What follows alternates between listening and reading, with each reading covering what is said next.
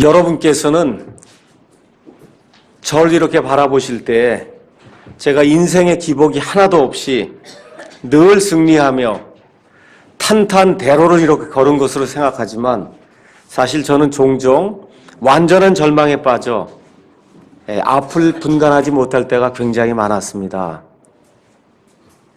이 말은 1684년부터 1923년까지 영국과 미국에서 아주 훌륭한 목회자로 목회를 했던 존 헨리 조웨시라고 하는 그런 목사님이 자기 성도들 앞에서 고백한 그런 말입니다. 또 유명한 설교의 황태자라고 하는 찰스 스펄전이라고 하는 그런 목사님이 있었는데 그 목사님 역시 너무나 어려움을 많이 겪어서 성도들 앞에 이와 같은 고백을 한 적이 있습니다.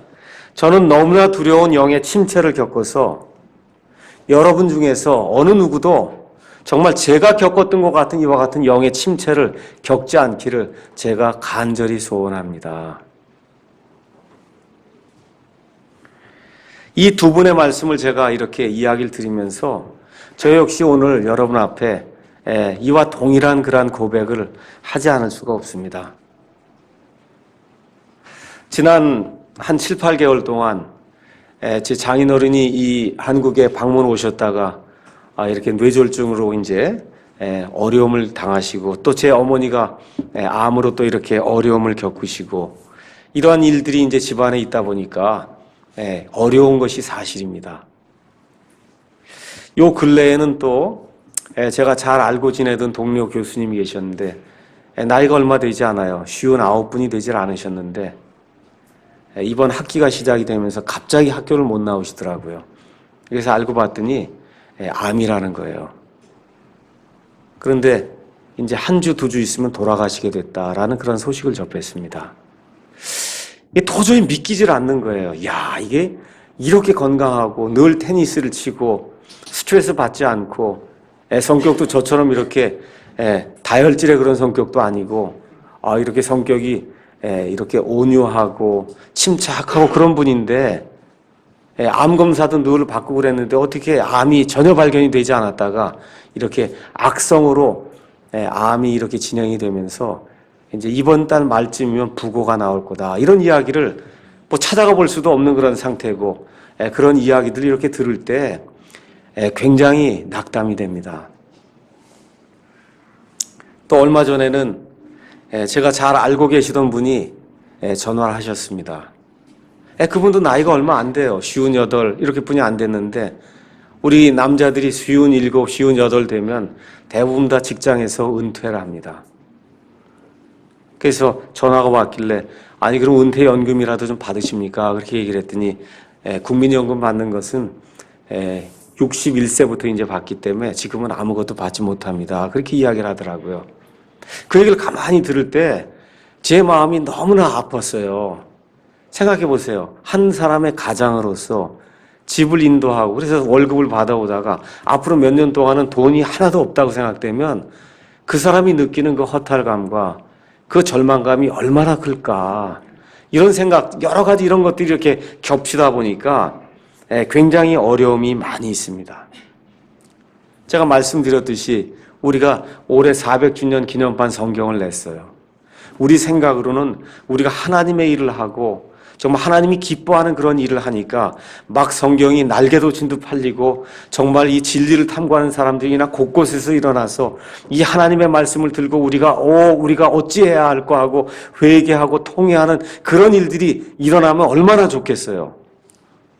그런데 성경이 나온 지 지금 한 3개월 정도가 이제 돼가지만 거의 반응이 없습니다. 아주 어떻게 이렇게 조용할까 할 정도로 조용해요. 그러니까 어때요?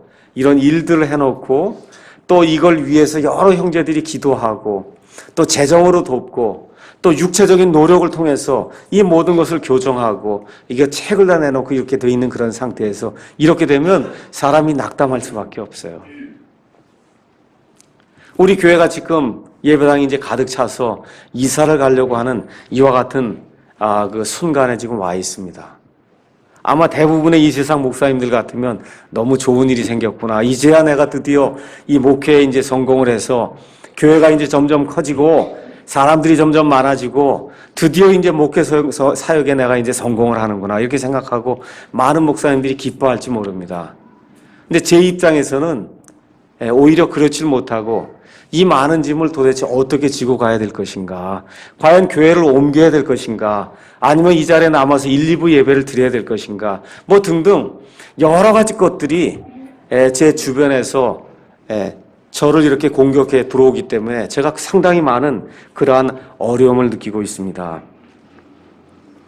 이런 것들을 가만히 생각해 보면서 우리 교회 성도님들 한 사람 한 사람 이렇게 얼굴을 떠올리면서 생각을 해봐요.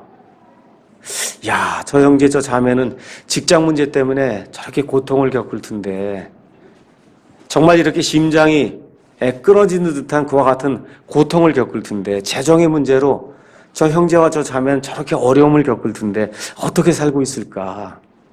또 젊은 사람들 가운데는 배우자를 찾지 못해서 어려움을 겪는 그러한 형제 자매들도 많이 있는데 또 학업의 문제를 안고서 고생하는 그와 같은 형제 자매들도 많이 있고 그렇죠? 또 어떤 분들 가운데는 킹제임스 성경이라고 하는 하나님의 말씀을 알므로 말미암아 그것으로 인해서 고난을 당하고 고통을 당하고 가족에게서 분리가 되는 그와 같은 어려움을 겪는 형제 자매들도 많이 있고 또 어떤 분들은 진리를 알았는데 옆에 있는 교회를 갈 수가 없는 거예요. 이 교회를 가서 보면 성경에 나와 있는 그런 형태의 이런 교회가 아니라 세상에 돌아가는 그러한 방식으로 교회가 운영이 되고 해서 도저히 마음이 앞에서 교회에 갈 수가 없고 또 교회를 가려고 하니까 교회가 너무 먼 거예요. 진리를 가르친다고 하는 그런 교회 여길 찾아서 가려고 하다 보니까 너무 교회가 멀고 갈 교회는 없고 할 수 없이 집에서 예배를 드려야 되고 하는 이와 같은 어려움을 겪는 그런 형제 자매들도 있고 교제할 수 없는 그러한 상황에 있어서 그래서 교제가 그리워서 어려움을 당하는 그런 형제 자매들도 있고 정말 여러 가지 이러한 그 사람들의 모습들을 이렇게 생각해 볼 때 제 마음이 굉장히 답답합니다. 그래서 오늘 우리 집사람에게도 오늘 아마 내가 우울증을 겪는 게 아닌가 이런 얘기를 했더니 당신은 우울증이 아니라 우울한 그런 심정이 있는 우울증을 겪는 게 아니다 그렇게 얘기를 하더라고요. 근데 하여튼 어찌됐든 이런 모든 것들이 제게 이렇게 하나하나 제게 이렇게 닥쳐오다 보니까 제 자신도 굉장히 어려움을 많이 겪고 있습니다. 그래서 내 자신이 이렇게 어려움을 겪는 이런 상황 속에서 여기 앉아있는 우리 성도들 가운데도 나처럼 비슷하게 이렇게 영혼의 그러한 어려움을 겪을 그런 사람들이 많이 있겠구나 이런 생각을 하면서 오늘은 낙심해도 하나님 때문에 다시 일어선다라고 하는 그런 제목을 가지고 낙심해도 하나님 때문에 다시 일어서는 그런 심령을 가지고 내 자신에게 은혜가 되는 그런 말씀을 선포할 뿐만 아니라 여기 앉아있는 모든 성도들에게도 정말 하나님께서 주신 하늘의 위로의 말씀을 이 사람으로서는 전달할 수가 없어요. 제가 여기 나와 있는 하나님의 말씀을 통해서 하나님은 우리에게 뭐라고 말씀하시는가 그거를 내가 전달하는 그 전달의 통로가 되어야 되겠구나 하는 그러한 심정을 가지고 오늘 고린도후서 1장 1절에서 11절에 있는 그러한 말씀을 성경 말씀으로 제가 생각을 하게 됐습니다. 여기 8절에 있는 말씀 우리가 한번 가서 보도록 하겠습니다. 여기 8절에 있는 말씀 가서 보니까 뭐라고 기록이 되어 있냐면 형제들아 아시아에서 우리에게 닥친 우리의 고난에 대하여 너희가 모르기를 우리가 원치 아니하노라. 이렇게 이제 기록을 하면서 아시아라고 하는 것은 소아시아 지방을 이야기하는 거예요. 특별히 에베소 지역을 이제 이야기하는 겁니다. 그 에베소 지역에서 사도 바울이 하나님의 말씀을 선포하는 가운데 많은 사람들의 핍박을 당하고 심지어 사람들의 송사를 받아서 짐승들하고 가서 격투를 해서 짐승들하고 싸워야 될 정도로 그 정도의 어려움을 당한 그와 같은 상황을 지금 사도 바울이 이야기를 하는 겁니다. 우리가 힘에 겹도록 한량없이 눌려 심지어 생명까지도 단념을 하고 우리 속에 죽음의 선고를 받았으니 죽음의 선고를 받았다는 거예요. 얼마나 사도 바울이 어려운 상황에 지금 빠져 있는지 여러분 이런 말씀을 통해서 조금 이해가 되십니까?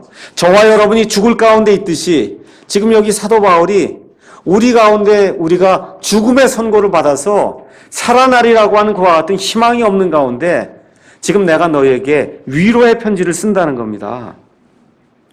지금 여기 나오는 말씀이 내가 너희에게 위로의 편지를 쓴다는 거예요. 그런데 위로의 편지를 쓰는 그 순간에 사도 바울의 그 상황이 정말 막 기쁨이 넘치고 즐거움이 넘치는 그런 상황이 아니었다는 거예요.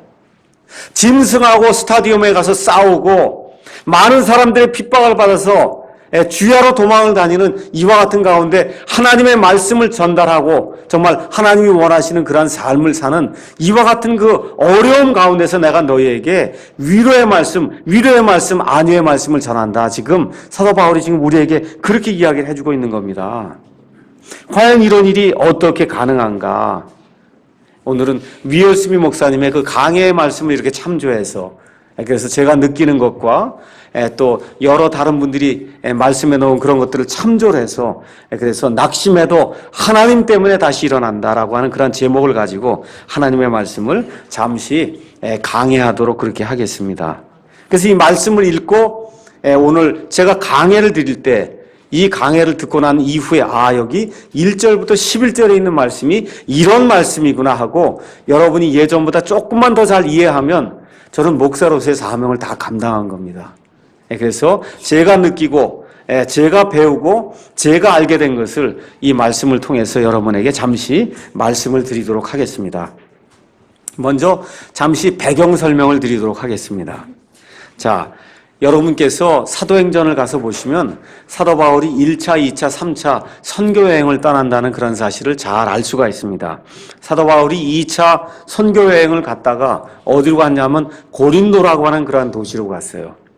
고린도는 그 당시에 세계에서 10째 안에 들 정도로 상업이 정말 크게 번성하고 정말 많은 사람들이 사는 그와 같은 큰 도시였습니다. 사도 바울이 고린도에 들어가서 1년 반 동안 자비랑 선교를 하면서 교회를 개척해서 고린도 교회라고 하는 그런 교회를 만들었습니다. 1년 반 동안 교회를 한 다음에 그 다음에 사도 바울이 교회를 떠나게 됐어요. 근데 교회를 떠나게 되면서부터 그 교회 안에 여러 가지 문제들이 발생하기 시작했습니다. 그래서 사도 바울이 그 이야기를 듣고 자기의 사랑하는 아들과 같은 디모데를 고린도 교회에 보내서 문제를 해결하게 하려고 했고, 그래서 그 문제를 해결하기 위해서 적어놓은 첫 번째 사도 바울의 서신이 고린도전서입니다. 그래서 디모데를 보내고 또 고린도전서를 기록을 해서 이 문제를 다 해결하려고 하는데 일이 악화가 되는 거예요. 고린도 교회 이 성도들의 이 문제가 해결이 되지 않고 오히려 일이 악화가 되니까 사도 바울이 이제는 안 되겠구나, 내가 직접 고린도를 방문해야 되겠구나 하고 계획을 세웠는데 그 고린도 계획 방문이 이루어지지 않았던 겁니다. 근데 이렇게 이루어지지 않으니까 할 수 없어서 좀 더 강경한 편지를 써서 자기의 사랑하는 또 다른 아들과 같은 디도에게 주었고, 근심하는 가운데 이 고린도 교회 성도들이 내가 거기서 1년 반 동안 목회하는 가운데 하나님의 말씀을 온전히 들려줬는데 도대체 어떻게 이 사람들이 이 말씀을 떠나서 우상을 숭배하는 사람들과 같이 거기에 어울려 지내게 되고 음행하는 사람이 생기게 되고 교회 안에서 방언한다고 해갖고 정말 하나님이 원치 않는 그와 같은 일들을 행하게 되고 교회 안에 결혼의 문제가 있고 교회 안에 예언의 문제가 있고 정말 교회 안에 각종 그런 문제가 있는 것 때문에 사도 바울이 근심하고 고민을 하는 가운데 드디어 디도가 다시 고린도로부터 오면서 사도 바울에게 이 모든 일이 하나님의 은혜 가운데 모든 일이 잘 해결이 되었습니다라고 하는 좋은 소식을 전해주게 되었습니다. 이 좋은 소식을 듣고 그리고 사도 바울이 기록한 그 말씀이 고린도후서입니다. 그래서 고린도전서와 고린도후서 사이에는 사도 바울이 또 보냈던 사도 바울의 다른 그런 서신들이 있지만 그 서신은 지금 어디 있는지 알 수가 없고 하나님께서 우리에게 지금 남겨주신 것은 고린도전서와 고린도후서입니다. 자, 고린도후서 오늘 1장 1절부터 11절에 있는 말씀을 저희가 읽었어요. 고린도후서의 핵심 단어를 몇 가지 뽑아라 그렇게 이야기하면 위로라고 하는 그런 말을 우리가 들 수가 있습니다. 위로, 그 다음에 기쁨, 그 다음에 고난, 이 세 가지 말이 고린도후서에서 가장 많이 나와요. 내 위로 아니면 안위 이런 말과 함께 그 다음에 기쁨이라고 하는 그런 단어도 나오고 그 다음에 또 하나 많이 나오는 단어가 오늘 특별히 1장 1절부터 11절에는 고난이라고 하는 그런 단어가 많이 나옵니다. 고난, 그 다음에 환난, 그 다음에 안위, 위로, 이와 같은 그런 단어가 굉장히 많이 나와요. 바울이 큰 절망 속에 빠졌습니다. 죽음의 선고까지 받았다고 이렇게 지금 여기 이야기하고 있어요. 낙심 중에 있었습니다. 어떻게 바울이 이러한 상태에서 위로를 줄 수 있는 그런 편지를 이 사람들에게 보낼 수 있었을까? 오늘은 첫 번째 그 내용을 살펴보려고 합니다. 그 내용은 사도 바울이 여기 적어놓은 2절부터 나오는 그 말씀을 가만히 살펴보면 그 답이 그 안에 들어가 있습니다. 첫 번째, 어떻게 이 일이 가능하냐? 어떻게 절망 중에서, 낙심 중에서 그 안에서도 안위와 위로의 편지를 사도 바울이 쓸 수 있었을까? 그 일은 하나님 때문에 가능하다. 지금 성경이 그렇게 이야기를 하고 있습니다. 거기 3절 가서 보니까 사도 바울이 일반적인 그러한 그 안위와 그 다음에 이러한 그 평강의 그러한 그 머릿말을 1절, 2절에 이제 주고 나서 곧바로 사도 바울이 하는 이야기가 뭐냐 하면 하나님을 찬송하리로다. 그분은 곧 우리 주 예수 그리스도의 아버지시오 긍휼의 아버지시며 모든 위로의 하나님이시라. 내가 지금까지 낭망하고 낙심하고 절망 가운데 있고 심지어 죽음의 선고까지 받았지만 하나님이 계시기 때문에 내가 너에게 이와 같은 안위의 편지, 위로의 편지를 쓸 수 있다. 지금 하면서 하나님의 은혜를 찬송하는 그러한 말씀으로 자기의 편지를 지금 시작을 하고 있습니다. 다시 한번 제가 말씀드리지만 사도 바울이 지금 기뻐할 상황이 있는 게 아니에요. 그의 상황이, 그의 환경이 기쁜 환경이 아니고 그가 좋아해야 될 그와 같은 상황이 전혀 아니에요. 여러분과 제가 오늘 꼭 기억해야 될 것이 있습니다. 저와 여러분의 상황이 사도 바울과 마찬가지로 좋은 상황이 아닐 수도 있어요. 근데 기억해야 될 것이 있어요. 그것이 뭐냐 하면 여러분과 저의 상황과 환경을 하나님이 주장하신다는 거예요. 지금 사도 바울이 어려운 가운데 있습니다. 절망 가운데 있었습니다. 죽음의 선고까지 받았습니다. 그럼에도 불구하고 내가 처해 있는 이런 상황과 환경을 하나님이 주장하신다라고 하는 그런 생각을 하고 그리고 지금 이 위로의 편지를 지금 쓰는 겁니다. 이 하나님이 환경을 주장하시기 때문에 그래서 하나님을 찬양할 수 있다고 지금 이 성경 말씀을 시작을 하고 있는 겁니다. 하나님을 찬송하리로라고 지금 하나님께 찬양을 드린 그한 말씀을 지금 시작을 하고 있는 겁니다. 많은 경우에 사도 바울이 이 서신을 시작할 때 이런 식으로 시작한 적이 많지 않아요. 그런데 에베소서에 가서 보니까 하나님을 찬송한다고 하는 그런 말씀과 함께 하나님을 찬송하는 그 이유를 기록하고 있습니다. 성경 가지고 계시고 또 성경 보시기 원하시는 분은 에베소서 1장 3절에서 6절에 있는 말씀을 제가 읽을 테니까 한번 왜 하나님을 찬송할 것인가 그 이유가 그 안에 들어있으니까 한번 살펴보도록 그렇게 하겠습니다. 제가 읽도록 하겠습니다. 하나님 곧 우리 주 예수 그리스도의 아버지를 찬송하리로다. 왜 찬송하냐? 그 이유가 뭐냐? 그분께서 그리스도 안에서 하늘의 처소들에 있는 모든 영적인 복으로 우리에게 복을 주셨으니 우리에게 하늘에 있는 처소들에 있는 모든 영적인 복으로 우리에게 복을 주셨다는 거예요. 그 복을 주신 건 내용이 뭐냐? 4절과 5절에 있는 그런 내용이 나오는데 뭐라고 기록이 되어 있냐? 곧 우리가 사랑 안에서 자신 앞에 거룩하고 흠이 없게 하시려고. 우리가 죄가 많은 사람입니다. 여러 가지 영의 질병을 겪고 있는 사람이에요. 근데 하나님께서 우리를 거룩한 자로 삼으셔서 하나님 앞에 정말 하나님이 연락하실 수 있는 그와 같은 사람으로 삼으시기 위해서 또 흠이 없는 그런 사람으로 삼으시기 위해서 세상의 창건 이전에 그분 안에서 우리를 선택해 주셨다는 겁니다. 저와 여러분을 하나님이 택하신 것이 아무 계획 없이 정말 하나님이 하고 싶을 때 그냥 한 것이 아니라 하나님이 이 세상을 창건하시기 전에 이미 예수 그리스도 안에서 우리를 구원하시기로 작정하시고 우리를 택해 주셨다. 지금 그렇게 이야기를 하는 겁니다. 그 다음에 5절에 뭐라고 또 말씀하셨냐 하면 자신의 크게 기뻐하시는 뜻에 따라 우리를 예정하셔서 어떻게 예정하셨냐 하면 예수 그리스도를 통해 자신의 아이로 입양하심으로써 자신의 은혜의 영광을 찬양하게 하셨느니라. 그래서 저와 여러분을 별것 없는 저와 여러분을 하나님께서 사랑해 주셔서 우리를 택해 주셔서 어떻게 하려고 하나님의 영광을 찬양하는 그런 사람이 되도록 하기 위해서 그래서 어떻게 했다는 거예요? 하나님의 아이로, 하나님의 아들로, 하나님의 딸로 하나님이 우리를 입양시켜 주셨다. 성경이 지금 그렇게 이야기하는 겁니다. 바로 그 하나님 때문에 지금 내가 죽음의 선고를 받는 이런 어려움 가운데 있음에도 불구하고 바로 그 하나님 때문에 내가 지금 하나님 앞에서 찬양을 드리고 내가 그 하나님으로 인해서 위로를 받고 안위를 받고 너희에게 지금 안위의 편지를 쓰고 있다. 지금 성경이 지금 그렇게 기록을 하고 있는 겁니다. 그 다음에 거기 3절에 가서 보니까 이 하나님은 어떤 하나님이냐? 그분은 곧 우리 주 예수 그리스도의 아버지시다. 그렇게 이야기를 하는 거예요. 예수 그리스도의 아버지. 구약 시대에 많은 유대인들이 있었지만 우리가 지금 하나님 아버지 하고 부르는 그 하나님을 아버지라고 부를 수가 없었어요. 우리 예수님께서 이 땅에 오셔서 하늘에 계신 이 창조주 하나님을 우리의 아버지로 부를 수 있다고 하는 그런 사실을 이 예수님께서 우리에게 알려주셨어요. 그래서 우리가 성령님을 힘입어서 하늘에 계신 저 하나님을 뭐라고 불러요? 아바, 아버지 그렇게 부르는 거예요. 아바는 아빠 그렇게 부르는 겁니다. 그렇게 부를 수 있도록 우리 예수님이 만들어 주셨다는 겁니다.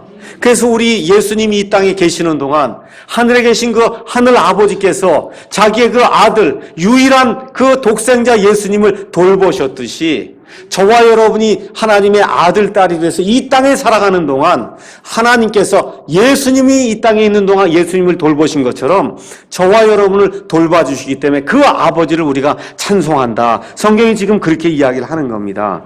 그 다음에 또 뭐라고 이야기하느냐 하면 이 하나님 아버지는 긍휼의 아버지시다. 그렇게 이야기해요. 긍휼의 아버지. 여러분, 이 유대인들은 아버지라고 하는 단어를 쓸 때 그 아버지라고 이야기할 때 그 뜻 중에 하나가 뭐냐면 원천이 되신다 그런 뜻이에요. 그러니까 긍휼의 아버지시다 그런 얘기는 긍휼의 원천이 되는 분이시다 그런 뜻이에요. 우리가 가장 많이 쓰는 말이 은혜입니다. 은혜. 은혜는 뭐예요? 내가 도저히 받을 자격이 없는데 하나님이 거저 주시는 그 사랑을 은혜라 그래요. 그럼 긍휼이라고 하는 단어도 많이 써야 돼요. 근데 긍휼은 뭐냐 하면 내가 반드시 받아야 될 건데 하나님이 받지 않게 해주시는 게 긍휼이에요. 뭘 반드시 받아야 돼요? 우리가 죄인이기 때문에 마땅히 하나님 앞에 심판을 받고 지옥의 정죄를 받고 지옥의 그런 멸망을 우리가 반드시 당해야 되는데 하나님께서 그걸 당하지 않도록 우리를 불쌍히 여겨주시는 거예요. 그게 긍휼이라는 거예요. 그래서 하나님께서 우리의 긍휼의 원천이 되신다는 거예요. 은혜의 원천이 되신다는 거예요. 마땅히 받을 수 없는 그런 것들도 하나님이 받게 해주시고 마땅히 받아야 될 것 같은 심판과 지옥의 정죄는 하나님이 피할 수 있도록 그렇게 만들어주신다는 겁니다. 그래서 저와 여러분이 구약 성경을 특히 많이 가서 읽게 되면은 하나님께서 참고 긍휼을 베풀어 주시는 긍휼을 베푸시는 이스라엘 백성에게 하나님의 모든 자녀들에게 긍휼을 베푸시는 이와 같은 역사를 우리가 보게 되는 겁니다. 그래서 저와 여러분이 이 하나님의 말씀을 읽을 때 긍휼의 원천이 되시는 그 하나님을 찬양할 수밖에 없다. 사도 바울이 우리에게 또 그렇게 이야기하는 겁니다. 그 다음에 거기 가서 보니까 3절에 뭐라고 되어 있냐면 이 아버지 하나님은 모든 위로의 하나님이시다. 그렇게 이야기를 하고 있어요. 위로의 하나님이다. 안위의 하나님이다. 그렇게 이야기를 하고 있습니다. 위로라고 하는 그러한 말은 1절에서 11절에만 몇 번이 나오냐면 11번이 나와요. 지금 사도 바울이 지금 죽을 지경에 있는데 하나님이 위로의 하나님이다. 너희가 서로를 위로해야 된다. 내가 너희를 안위하고 있다. 위로, 안위라고 하는 단어를 지금 11번이나 사용하고 있어요. 이 위로나 안위라고 하는 이 단어의 원래 뜻은 힘을 북돋아 준다는 거예요. 힘을 북돋아 줘요. 어떤 사람이 어려움을 당하고 있으면 그 사람 곁에 가서 그를 도와주려고 힘을 북돋아 주는 거, 이거를 위로라고 이야기를 하고 있는 겁니다. 그래서 하나님께서 하나님 자신의 말씀을 통해서 또 하나님께서 하나님 자신의 영을 통해서 우리에게 위로를 주신다. 그분이 바로 하나님이신데 내가 지금 어려운 가운데 있지만 내가 너에게 위로의 편지를 쓸 수 있는 것은 바로 이 하나님이 이 위로의 하나님이요 안위의 하나님이기 때문에 이것이 가능하다. 그렇게 이야기를 하는 겁니다. 제가 아까 시작을 하면서 우리 여기 앉아 계신 분들 가운데도 어려움을 당하시는 그런 분들이 많이 있다 이야기를 했습니다. 한번 내 사정을 한번 나는 하나님 앞에 지금 어떤 어려움을 겪고 있는가 한번 생각을 해보시기 바랍니다. 근데 확실한 것은 무엇이냐? 나를 바라보면 해답이 안 나와요. 제가 지난 일주일 동안 어려운 가운데 있으면서 계속 내 자신을 바라보면 해답이 안 나옵니다. 이걸 이길 수 있는 해답이 안 나와요. 내게서는 해답이 안 나와요. 내 옆에 있는 나와 똑같은 존재를 바라보면 해답이 안 나옵니다. 해답이 여러분 나올 것 같아요? 안 나와요. 그 사람도 역시 나와 똑같이 어려움을 겪고 있고 똑같이 낙심을 겪고 있고 어려운 상황에 빠져 있어요. 지금 사도 바울과 마찬가지로 나의 도움은 오직 하나님에게서만 옵니다라고 하나님 앞에 고백하지 않으면 우리의 문제가 해결이 될 수가 없다는 겁니다. 그래서 오늘 시편 기자가 하나님 앞에 고백한 시편 121편 1절에 나와 있는 말씀을 제가 여러분에게 낭독을 해드릴 테니까 한번 가서 보시기 바랍니다. 위로 올라가는 노래. 내가 산들을 향하여 눈을 들리니 나의 도움이 거기서 오는도다. 나의 도움이 하늘과 땅을 만드신 주로부터 오는도다. 그분께서 내 발이 흔들리지 아니하게 하시며 너를 지키시는 이가 졸지 아니하시리로다. 우리는 잔다 할지라도 우리를 지키시는 하나님 아버지는 졸지 않고 우리를 보호해 주신다는 겁니다. 보라, 이스라엘을 지키시는 이는 졸지도 아니하시고 주무시지도 아니하시리로다. 주는 너를 지키시는 이시로다. 주께서 내 오른쪽에서 내 그늘이 되시나니 해가 낮에 너를 치지 못하며 달이 밤이 너를 치지 못하리로다. 주께서 모든 악으로부터 너를 보존하시며 또 내 혼을 보존하시리로다. 주께서 너의 나가고 들어오는 것을 지금부터 영원토록 보존하시리로다. 지금 이 시편 기자가 그렇게 기록을 하고 있습니다. 제목이 뭐예요? 위로 올라가는 노래예요. 제목이 위로 올라가는 노래예요. 저와 여러분이 위를 향해서 올라가며 우리의 눈을 들어서 하나님을 바라보지 않으면 그러면 지금 처해 있는 이 낙심과 절망과 어려운 상황에서 벗어날 수 없다는 겁니다. 자, 두 번째, 그러면 고린도후서 1장 여기 11장 1절부터 11절에 있는 이 말씀을 통해서 하나님이 우리에게 고난을 주시고자 하는 그런 목적을 우리가 살펴볼 수가 있습니다. 1절에서 11절에 또 가장 많이 나오는 그런 단어가 뭐냐 하면 환난이라는 단어, 고난이라는 단어, 고통이라는 그런 말이 굉장히 많이 나와요. 거기 4절에 가서 보니까 그분께서 우리의 모든 환난 중에서 우리를 위로하시면 우리 자신이 하나님께 위로받을 때 얻는 위로를 힘입어 우리가 어떤 고난 중에 있는 자들도 능히 위로하게 하려 하십니다. 고난 중에 있는 자들도 위로하게 하십니다. 고난, 위로 아니라고 하는 그런 말이 계속해서 반복하면서 나오고 있다는 그런 사실을 우리가 알 수가 있어요. 여기 나오는 고난 아니면 환난, 고통이라는 말은 어떤 거냐면 압력을 받아서 꽉 조여들어 있는 그런 상태, 그걸 여러분이 생각해 보시면 돼요. 지금은 여러분이 소 달구지를 많이 보지 못합니다. 그렇지만 제가 어렸을 때는 뭐 웬만한 거 짐 싣고 가는 거 다 소 달구지에다 실어서 그래서 짐을 실었어요. 언덕으로 올라가는 그 소를 한번 보세요. 벽돌을 싣고 이렇게 언덕으로 올라가면 소가 못 올라가려고 해요. 짐이 너무 무거워서 소가 올라가지 못해서 끙끙댑니다. 지금 그런 상태예요. 이럴 때 어떻게 주인이 막 채찍을 내려치거든요.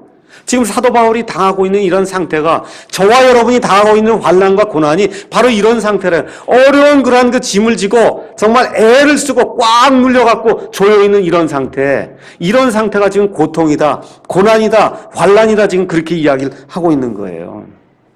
여러분과 제가 성경을 가서 읽어보면 성경에 나와 있는 모든 사람들이 다 고난을 당합니다. 어려움을 당했어요. 예수 믿지 않는 사람들 고난 당할까 안 당할까요? 다 당합니다. 다시 한번 말씀드리면 모든 사람들이 겪고 있는 그러한 일반적인 고난이 있어요. 여기에서 면제되는 사람 아무도 없습니다. 기억하셔야 돼요. 저와 여러분이 인생 살 때 기억해야 될 것이 있어요.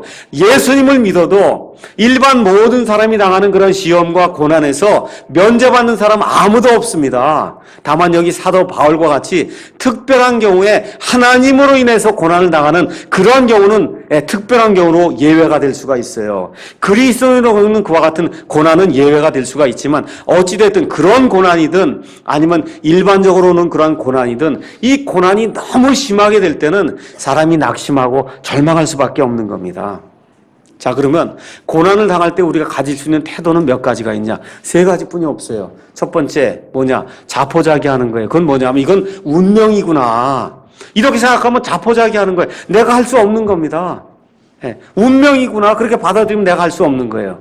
자, 우리가 이렇게 해야 될 것인가? 아니면 두 번째, 내 힘으로 해결해 봐야 되겠다고 노력하는 거예요. 이거 가능할까요? 불가능합니다. 이 두 가지는 이미 접어놔야 돼. 이건 불가능한 거예요. 운명이라고 생각할 수도 없는 거고 내 힘으로 해결할 수 있다. 이것도 불가능한 겁니다. 우리 그리스도인들에게 남아있는 옵션은 하나님을 통해서 이걸 이겨야 되겠다. 이거 외에는 다른 옵션이 있을 수 없다는 거예요. 그래서 거기 가서 보니까 9절에 뭐라고 기록이 되어 있냐 하면 우리 속에 죽음의 선고를 받았으니 죽음의 선고를 받았단 말이에요. 끙끙대면서 지금 어려운 가운데 있단 말입니다. 근데 제가 말씀드렸듯이 이 소가 짐에 눌려갖고 거의 일어나지 못할 정도로 철퍼덕하고 지금 주저있는 그런 상태가 지금 사도 바울의 상태라 그 얘기예요. 아프다고 지금 사도 바울이 신음하고 있습니다. 근데 그렇게 된 목적이 있다는 거예요. 9절 말씀 다 같이 한번 읽어보겠습니다. 우리 속에 죽음의 선고를 받았으니 이것은 우리가 우리 자신을 신뢰하지 아니하고 죽은 자들을 일으키시는 하나님을 신뢰하게 하려 함이라. 그러니까 하나님을 바라보되 어떤 하나님을 바라봐야 된다는 거예요. 죽은 자들을 일으키시는 하나님. 아무것도 없는 그런 상태에서 온 세상의 모든 것을 하나님이 말씀으로 창조하셨거든요. 그 말씀으로 창조하신 그 하나님께서 이 죽음 가운데서도 우리를 구원해 내실 줄로 그렇게 믿도록 하기 위해서 하나님께서 우리에게 이런 고난을 주신다. 그렇게 이야기하는 겁니다. 그래서 제가 여러분에게 오늘 묻고 싶어요. 제 자신에게도 묻고 싶습니다. 여러분 어려운 가운데 있습니까? 이 어려움 속에서 여기 사도 바울처럼 죽은 자들도 일으키시는 그 하나님을 여러분이 신뢰하고 있는가? 그 내용을 제가 여러분에게 묻고 싶어요. 이것이 저와 여러분이 받을 수 있는, 하늘에서 받을 수 있는 유일한 소망이요, 유일한 그와 같은 위안이라고 성경이 우리에게 이야기하고 있습니다. 어려움 가운데서 무엇을 기억해야 돼요? 죽은 자를 살리시는 하나님, 죽은 자를 벌떡 일으키게 하는 그런 하나님, 그 하나님이 내 어려움을 극복할 수 있도록 하나님께서 내게 힘을 주신다. 이 내용을 저와 여러분이 기억을 해야만 지금 처해 있는 이 어려움과 환난에서 우리가 벗어날 수 있다는 겁니다. 사도 바울 같은 경우는 하나님 때문에 그런 겪는 고난으로 인해서 여러 가지 이 어려움이 닥쳤는데 그 가운데 하나가 뭐냐? 유대인들이 시도 때도 없이 그를 잡아 죽이려고 하는 거예요.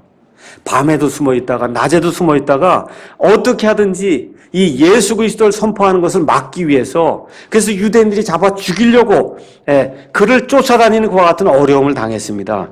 이런 상황 속에서 그의 고백이 뭐예요? 거기 나와 있는 것이 10절에 이런 상황을 내가 당하고 답답함을 당하고 죽을 지경에 있지만 10절에 그분께서 이같이 큰 사망에서 우리를 건지셨고 이미 건지셨고 건지고 계시며 지금도 건지고 계시고 또 여전히 건지시리니 우리는 그분을 신뢰하노라. 우리의 소망이 다른 게 없다는 거예요. 사도 바울이 과거에 많은 학식을 가지고 지식을 가지고 많은 사람들을 인도하던 그런 지성인이었습니다. 많은 사람들에게 존경을 받는 그와 같은 사람이었어요. 근데 그런 것으로는 이걸 극복할 수가 없다는 겁니다. 하나님께서 과거에 이런 큰 사망에서 우리를 건져주셨고 지금도 건지고 계시고 또 앞으로도 우리를 건져주시리라. 이걸 우리는 확신하며 그 분을 우리가 확신한다. 지금 사도 바울이 그렇게 이야기를 하고 있는 겁니다. 그래서 지금 오늘 이 시간에 아침에 이 자리에 교회에 나와 있어요. 하나님 앞에 예배드리고 있습니다. 여러분의 상황이 무엇인지 제가 하나하나 다 일일이 알지는 못합니다. 다만 한 가지 확실한 것은 사도 바울의 고백처럼 여러분도 그렇게 고백을 해야 돼요. 이 큰 사망 속에서 하나님께서 나를 건져주셨고 지금도 건지고 계시고 앞으로도 건져주실 줄로 제가 확신합니다. 이렇게 저와 여러분이 고백을 하게 될 때 하나님께서 주시는 그런 위로를 우리가 받을 수가 있습니다. 자, 그러면 이것을 통해서 고난을 통해서 우리가 가져야 될 그런 성도들의 자세는 무엇인가? 이 성경 말씀을 통해서 잠깐 살펴보겠습니다. 4절에 있는 말씀 보니까 그분께서 우리의 모든 환난 중에서 우리를 위로하심은 우리 자신이 하나님께 위로받을 때 얻는 위로를 힘입어 우리가 어떤 고난 중에 있는 자들도 능히 위로하게 하려 하십니다. 이 말씀은 아주 짧게 제가 성경을 잘 이해하려면 국어를 잘해야 된다 그랬어요. 이거를 제가 짧게 이야기를 하면 무슨 얘기냐? 위로를 받으려면 고난을 반드시 겪어야 된다는 거예요. 고난을 겪어보지 못한 사람 위로를 알 수가 없다는 겁니다. 위로를 하나님 안에서 받으려면 그리스도로 말미암은 고난을 받아야 된다는 거예요.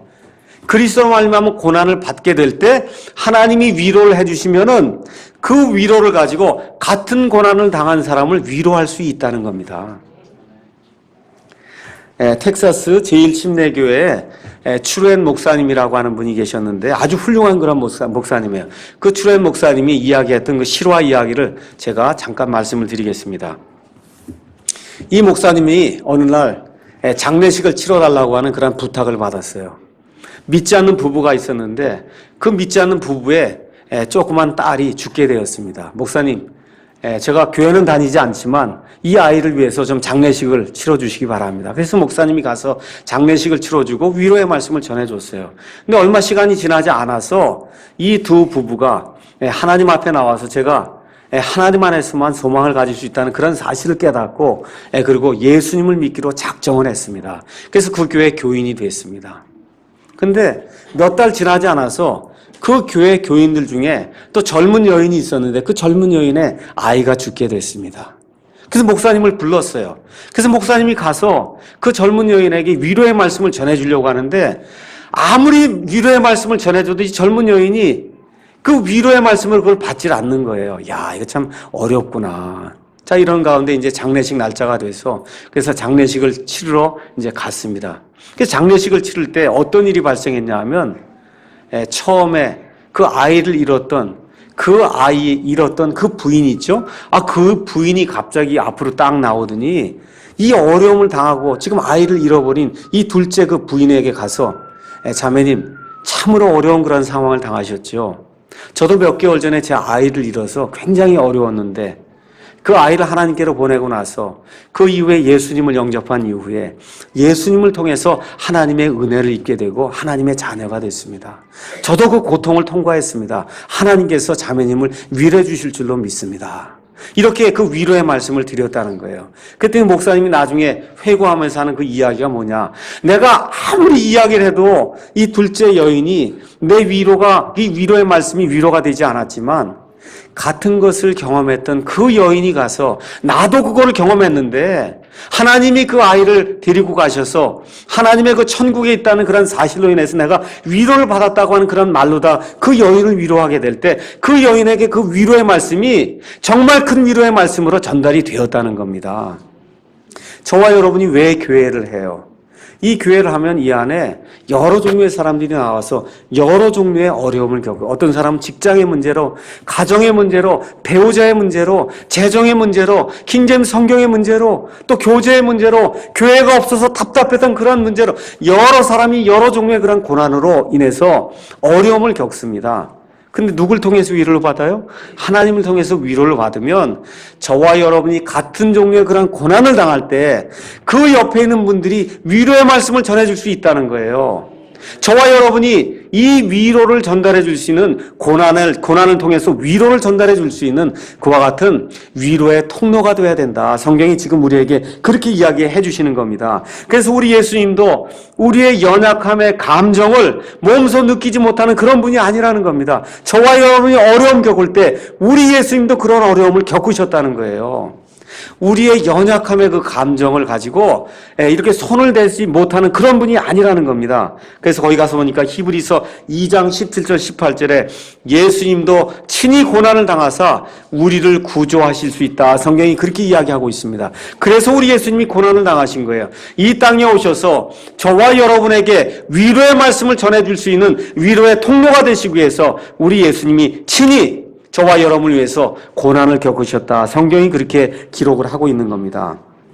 자, 그러면 마지막으로 고난을 이길 수 있는 궁극적인 힘은 어디서 나오는가 하나만 살펴보고 마치도록 하겠습니다.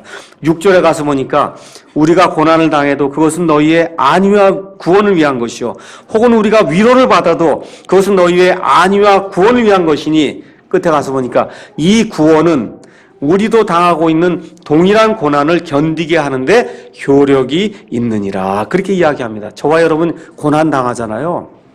이걸 이길 수 있는 방법이 하나님 물론 의지해야 돼요. 맞습니다. 근데 하나님 의지하는 목적이 뭐예요? 목적이 뭐예요? 이 세상이 끝이 아니라는 거예요.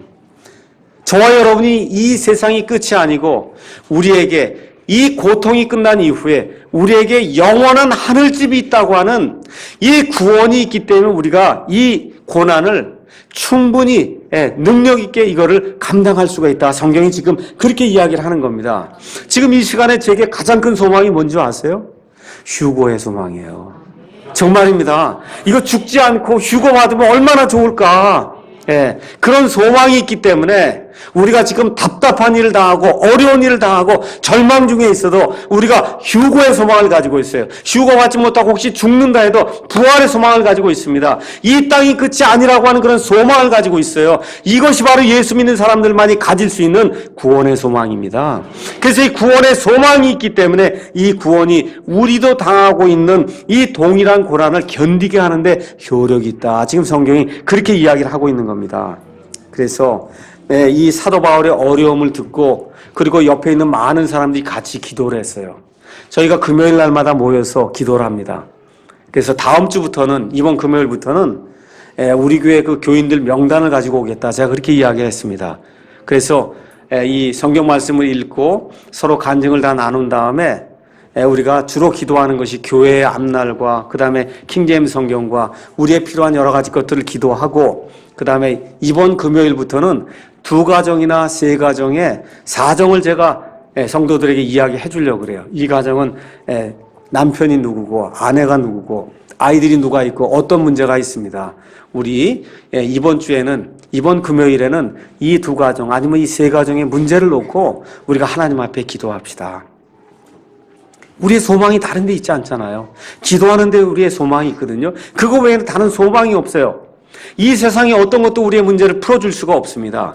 그래서 이 내용들을 기억하면서 그래서 이번 한 주 동안에 이거 살아가시면서 정말 낙심 가운데서도 하나님 때문에 구원의 소망 때문에 휴거의 소망 때문에 재림의 소망 때문에 부활의 소망 때문에 우리가 다시 한번 일어난다고 하는 이런 말씀을 기억하면서 이 고린도후서 1장 1절부터 11절에 있는 말씀을 다시 한번 읽으면서 이 사도 바울이 죽음의 선고를 받고서도 위로의 편지를 썼던 그 원인이 무엇인가 그거를 잘 여러분이 한번 살펴보시면 그러면 일주일 동안 살아가는 가운데 아니면 인생을 살아가는 가운데 우리가 어디에 소망을 두고 살아가야 될지 그 목표가 확실해질 줄로 믿습니다.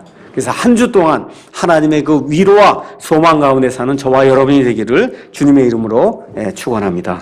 기도하겠습니다.